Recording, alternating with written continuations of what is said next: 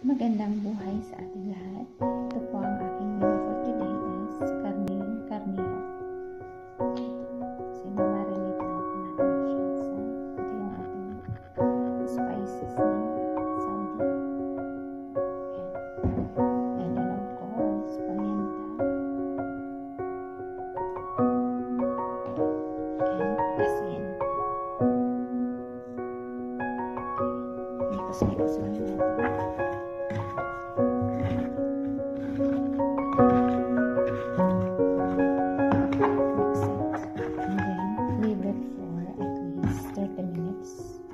Bago ko siya lutuin.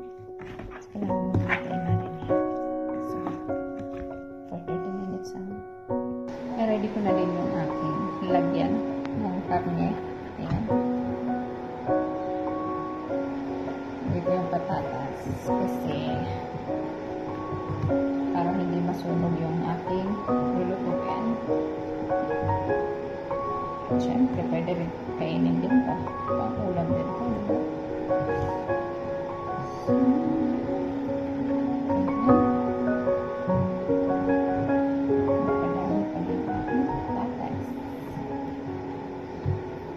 And of course, sibuyas. Ang pampasarap na sibuyas. And then ito na yung aking minarinate. Karning karnero. So, yan na natin siya.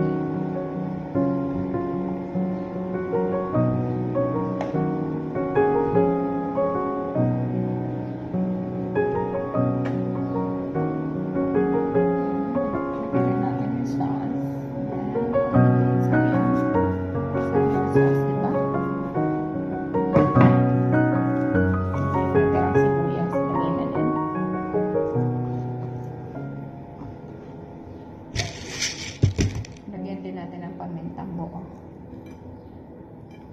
para lalo siyang bumango at sinara dahon na din diba? So tatakpan ko lang siya ng aluminum foil.